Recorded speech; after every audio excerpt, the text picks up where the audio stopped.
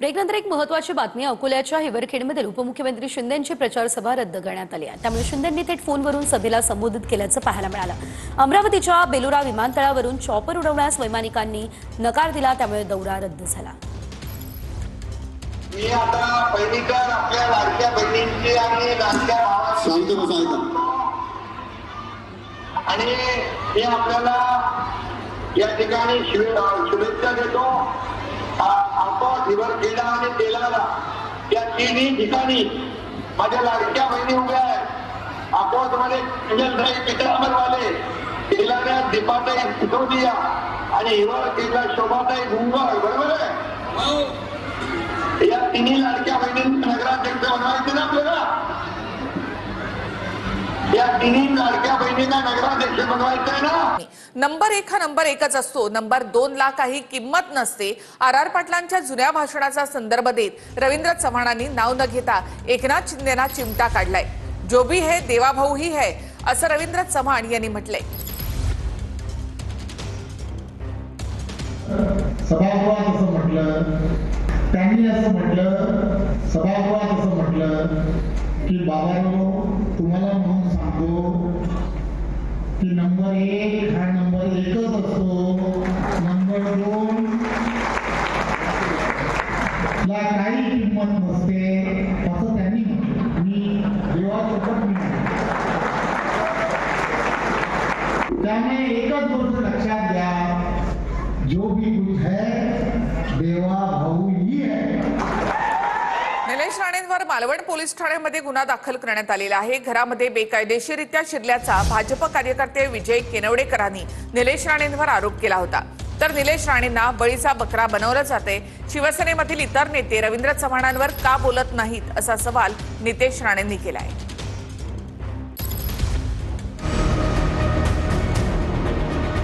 Malvan police ठाण्यात शिंदेच्या शिवसेनेचे आमदार निलेश राणेंवर गुन्हा दाखल करण्यात आलाय. भाजप कार्यकर्त्याच्या घरात बेकायदेशीररित्या शिरल्याचा आरोप निलेश राणेंवर आहे. भाजप कार्यकर्ते विजय केनवडेकरांनी तक्रार दिल्यानंतर निलेश राणेंवर गुन्हा दाखल करण्यात आलाय. निलेश राणेंवर 189(1), 189(2), 329 आणि 356 कलमांतर्गत गुन्हा दाखल करण्यात आलेला आहे. ज्यांच्या घरात पैसे सापडले त्यांना साधी नोटीस नाही, त्यांना साधं पोलीस स्टेशनमध्ये बोलवलंही नाही आणि आम्ही तो गुन्हा पकडून दिला. हा आमचा गुन्हा झाला. ज्यांनी कॅमेरा पकडला होता ना, त्याला पण आरोपी केला आहे. काय म्हणणार आपण याच्यामध्ये? सांगण्यासारखं दुसरं आता काय राहिलेलं नाही. काही हरकत नाही. असे अजून 10 केसेस माझ्यावर झाले तरी पुढचे जे काय 3-4 दिवस आहेत मी काय यांना सोडणार नाही. नोटीस आपण दिलेली आहे, FIR आपण केलेला आहे. आता मला अटकही केलं पाहिजे. आपण नुसतं नोटीस देऊन कसं होईल? अटक ना कधी करणार? रवींद्र चव्हाण साहेबांच्या मार्गदर्शनाखाली हे सगळं चालू आहे. ते किती वेळा फोन करतायत, कोणाकोणाच्या नंबरवर फोन करतायत, त्यांचा PA किती लोकांना फोन करतोय, किती लोकांच्या टचमध्ये आहे, हे मलाही सगळं माहिती आहे. तुम्ही जर थांबवलं नाही अजून हे बरंच टोकाला जाणार आहे. अनधिकृतरित्या घरात शिरल्याचा आरोप विजय केनवडेकरांनी निलेश राणेंवर केला होता. त्या ठिकाणी निलेश राणे साहेब खाली शूटिंग करत वरती आले. माझ्या निवासस्थानामध्ये त्यांनी अनधिकृतपणे प्रवेश केला आणि त्याचबरोबर माझ्या बेडरूम मध्ये पण गेले. साहेबांना विचारलं, साहेब काय झालं? तर साहेबांनी मला बेडरूम मध्ये नेऊन दाखवलं. हे बघा, हे असं हे तुम्हाला शोभत नाही, तुम्ही हे आहे. निलेश राणे साहेबांसाठी आम्ही पण काम केलं. ते काय चुकीचं केलं का काम? आम्ही तुमची लोक मोकाट काही केलं तरी त्यांना सगळे अधिकार आहेत. चोरी करा, डाका टाका, पैसे उधळा, त्यांना सगळे अधिकार आहेत निवडणुकीमध्ये. आणि आम्ही गुन्हा पकडून दिला तर आमच्यावर केसेस होत आहेत. काही हरकत नाही. मी कधी म्हटलं होतं मला आठवत नाही, तुम्ही म्हणत असाल कदाचित. एक गुन्हा कोणी दाखल केला आहे आपल्याला माहिती आहे की नाही मला माहीत नाही, परंतु मी आलो आहे निवडणुकीच्या प्रचारासाठी.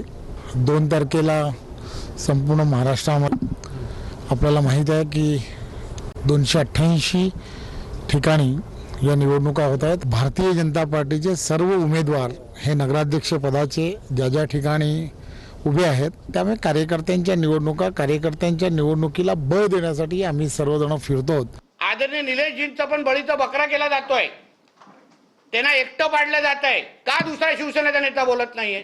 उदयजी येऊन का रवी चव्हाण साहेबांवर टीका करत नाहीये? या बाबतीमध्ये 2 तारखेनंतर जसं निलेशजी बोलले आहेत, आम्ही लोक आपण बसू, फडणवीस साहेबांबरोबर बसू, महायुती म्हणून ह्याच्यातून काय मार्ग निघतो आपण पाहू ना. अतिशय उत्तम संवाद रवी चव्हाण साहेब आणि राणे साहेबांचा आहे, अतिशय उत्तम संवाद फडणवीस साहेब आणि राणे साहेबांचा आहे. आणि म्हणून त्या लोकांना माहिती आहे ना काय विषय आहे. चुकीचं चित्र दिलं जातं, आम्ही सगळंच द्यायला तयार होतो. भाजपच्या हक्काचं नगराध्यक्षपद मागत होते. भारतीय जनता पक्ष म्हणून मतदारांना काय हवं आहे, मतदारांची स्वप्न कुठली पूर्ण करायची आहे आणि आमची बाजू कशी भक्कम आहे हे सांगण्यासाठी ही निवडणूक लढवतोय. निवडणूक आयोगाने काय करावं, पोलीस खात्याने काय करावं हे सांगण्यासाठी ही आमची निवडणूक नाही किंवा आम्ही लढवत नाही. सिंधुदुर्ग जिल्ह्याच्या सगळ्या नगरपालिकेचं नेतृत्व दीपकभाई केसरकर आणि निलेश राणे करतायत. त्याच्यामुळे निलेश राणेंच्या पाठी अख्खी शिवसेना आहे. हा काय वाद पक्षापक्षातला नाही आहे, पण निलेश राणेंना ज्या पद्धतीनं टार्गेट केलं जातंय ते योग्य नाही, हे माझं देखील वैयक्तिक मत आहे. नारायण राणेंचं महत्त्व संपवण्याचा कट सुरू असल्याचा आरोप केसरकरांनी केलाय. हा मोठ्या कटाचा भाग आहे, पालिकेपुरतं मर्यादित नाही, अशी प्रतिक्रिया निलेश राणे यांनी दिली. तर नारायण राणेंना भाजपनं ताकदीनं उभं केलं असं वक्तव्य नितेश राणे यांनी केलंय. आज एक मोठा कट या जिल्ह्यामध्ये चालू आहे. त्यांना राणे साहेबांचं महत्त्व संपवायचं आहे. राणे साहेबांनी या जिल्ह्याच्या लोकांच्या मनावर अधिराज्य घडवलं. आज ते राणे साहेब तुम्हाला दिसतात का कुठल्या ह्या निवडणुकीच्या प्रचारात? दिसत नाहीत. की हेच आम्ही सातत्याने म्हणतोय की हा कुठल्या मोठ्या कटाचा भाग आहे. ही फक्त आता नगर पालिकेची जी काही निवडणूक आहे त्याच्या पुरता मर्यादित नाही. अहो, भारतीय जनता पक्षाने सन्मान्य राणे साहेबांना जो सन्मान दिला, भारतीय जनता पक्षाने जो राणे साहेबांबरोबर आज पूर्ण राणे साहेबांना जे काही ताकदीने उभं केलेलं आहे, आज भारतीय जनता पक्ष नसता तर राणे साहेबांनी ही पूर्ण ताकद उभी राहिली नसती. भंडाऱ्यामध्ये भाजपच्या परिणय फुके आणि शिवसेनेच्या नरेंद्र भोंडेकर यांच्यामध्ये जुंपली आहे. दोघांनी थेट इशाऱ्यांचीच भाषा केली. मुख्यमंत्री आमच्यामुळे आहेत हे विसरू नका असं भोंडेकर यांनी म्हटलंय. तर आमचे आणि दादांचे आमदार सरकार बनवण्यासाठी पुरेसे असल्याचं फुकेंनी म्हटलंय. जे आचारसंहिता लागू आहे त्याच्यामध्ये कुठल्याही शासकीय यंत्रणेवरती तुम्ही दबाव आणू शकत नाही, राजकीय दबाव आणू शकत नाही. अरे तुम्ही तुमच्या बायकांना उभे करता तेव्हा ते चालते, सत्तेचा दुरुपयोग करता आणि आम्ही सत्तेमध्ये आहो, आम्ही तुमच्यासोबत आहो, आम्ही तुम्हाला मतदान दिलेलं आहे म्हणून मुख्यमंत्री तुम्ही झाले आहेत. आणि तुमचाच माणूस हा बगलबच्चा मोकाट सुटलेला सांड तो आमच्यावरती आरोप करतोय, आमच्या घरापर्यंत येतोय, आमच्या परिवारापर्यंत येतोय. याला जरा आवरला पाहिजे. नाही तर तुम्हाला जर धिंगाच करायचा आहे तर आम्ही पण तुमच्या मंत्र्याचा काढू भ्रष्टाचार किती करायचे आहेत, किती कोण पैसे घेते. तर आम्ही सत्तेमध्ये आहो, आम्ही तुमच्यासोबत आहो, आम्ही तुम्हाला मतदान दिलेलं आहे म्हणून मुख्यमंत्री तुम्ही झाले आहेत. तुम्ही एकरी भाषेमध्ये महिलांना बोलता, तुम्ही भ्रष्टाचारावरती काढता. अरे तुम्ही मित्र पक्ष आहेत का? तुमच्यापेक्षा तर ते काँग्रेसवाले बरे.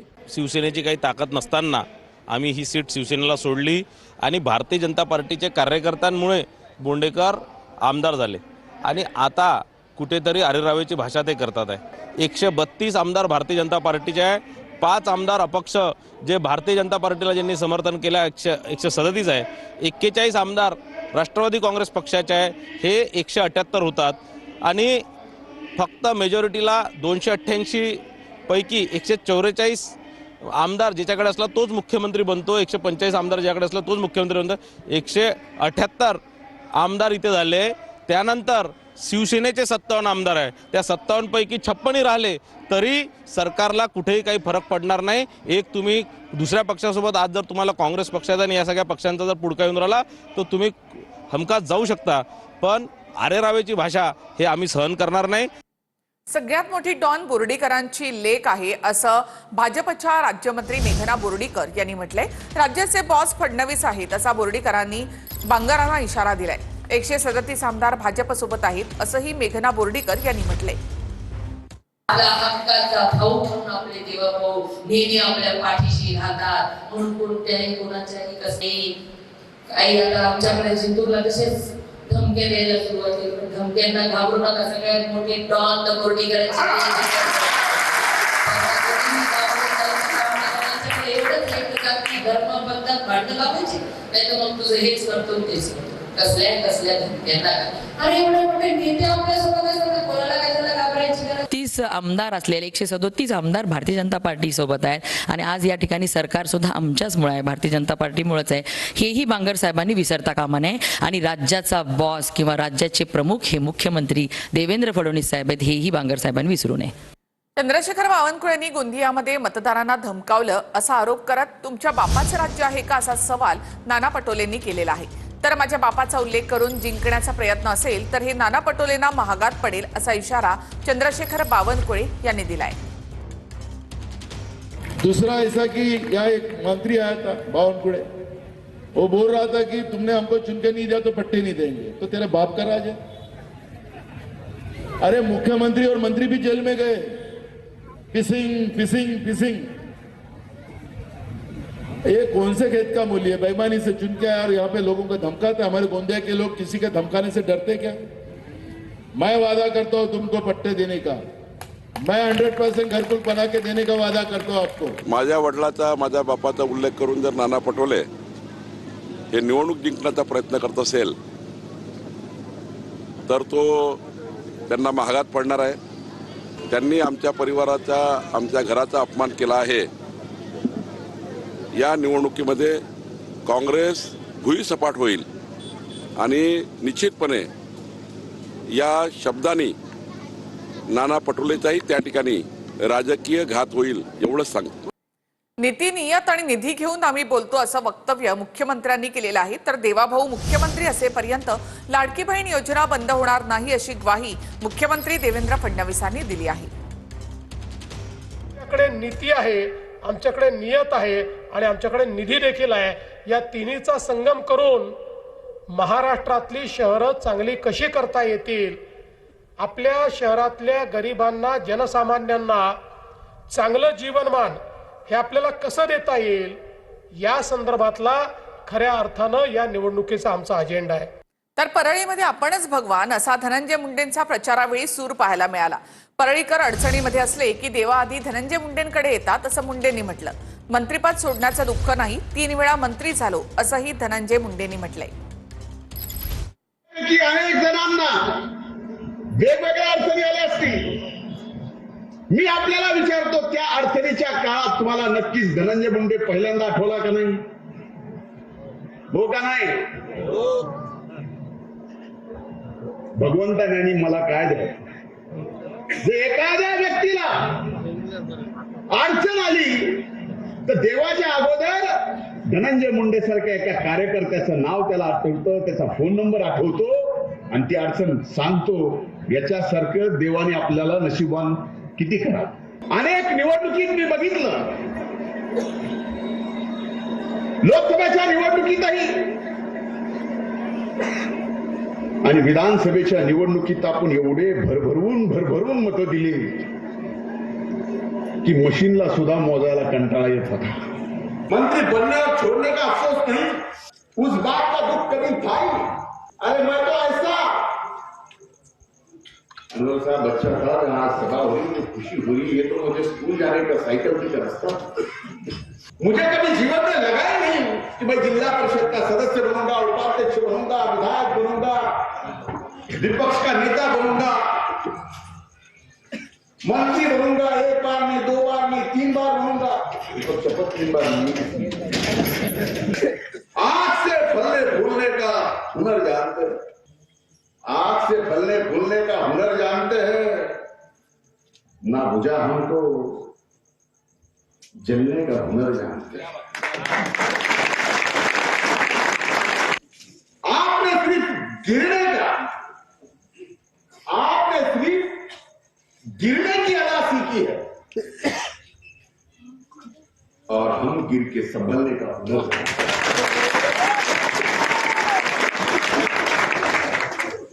परली शहर को बदनाम किया है, आप सब जानते हैं. हर चीज आज आपके हाथ में, मोबाइल, उन सबको इस चुनाव के नतीजे से महाराष्ट्र में देना है कि ये ऐसा नहीं, ये है यहाँ, ये यहाँ की आवाज है, ये भाईचारा है, यहाँ कोई जात पात धर्म नहीं, हर कोई इंसानियत अपना धर्म मानता है। धनंजय मुंडे यांची पैदास राक्षसाची देखील नसावी अशी टीका मनोज जरांगेंनी केली. धनंजय मुंडेंना सहआरोपी करा. संतोष देशमुख हत्या प्रकरणावरून जरांगेंनी ही मागणी केली.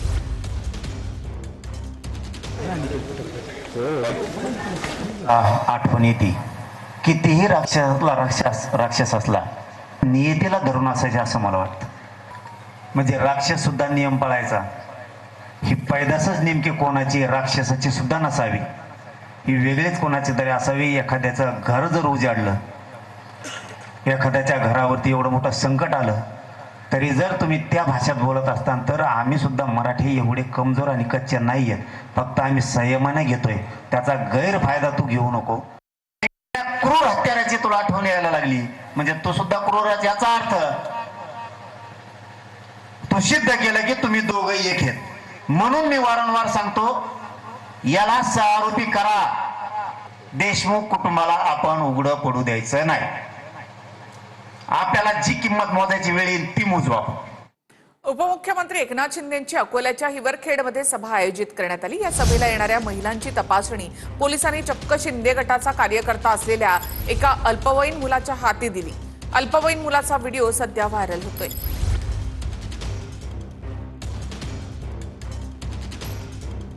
शिंदेंच्या हिवरखेडमधील सभेमध्ये सुरक्षा कार्य अल्पवयीन मुलाकडे होतं. सरकारनं साधूंच्या नावाखाली संधी साधूपणा करू नये असा राज ठाकरेंनी निशाणा साधलाय. उद्योगपतींच्या घशामध्ये काहीतरी टाकण्याचा संधी साधूपणा करू नये अशी नाशिकच्या तपोवनातील वृक्षतोडीवरून राज ठाकरेंनी फेसबुक पोस्ट केली. उगाच संघर्ष वाढवू नका, संघर्षाची भूमिका घेतल्यास मनसे जनतेसोबत राहील असा इशारा राज ठाकरे यांनी दिलाय. नाशिकच्या तपोवनातील वृक्षतोडी विरोधात उद्धव ठाकरेंपाठोपाठ आता राज ठाकरेही मैदानात उतरले. साधूंच्या नावाखाली जमीन सपाट करून उद्योगपतींच्या घशात घालण्याचा डाव असल्याचं म्हणत राज ठाकरेंनी हल्लाबोल केला. पायाभूत सुविधा उभ्या करताना कुठली झाडं तोडावी लागली नाहीत, मग आता कुंभमेळ्यासाठी झाडं का तोडावी लागत आहेत? सरकारकडे जर दुसरीकडे 5 पट झाडं विकायला जागा आहे तर मग तिकडे साधूग्राम तयार करा. सरकारने साधूंच्या नावाखाली उद्योगपतींच्या घशात काहीतरी टाकण्याचा संधी साधूपणा करू नये.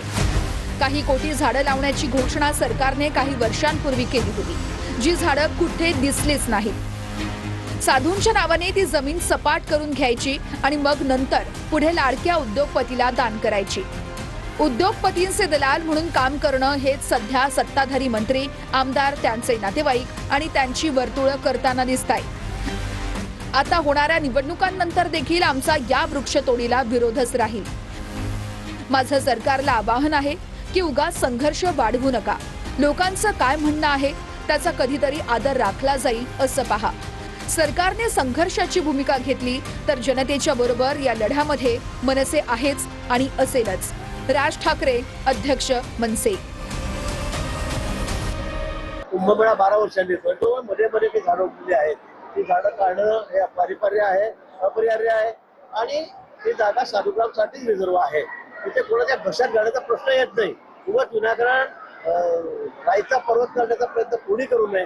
त्याबरोबर 3-4 जागा मी शोधल्या, त्या ठिकाणी मी 15,000 झाडं लावतोय. म्हणजे 1000 झाडं जर आम्ही काढली तर तुम्हाला 15,000 झाडं आम्ही त्या ठिकाणी लावून देतोय, लावतो आहोत.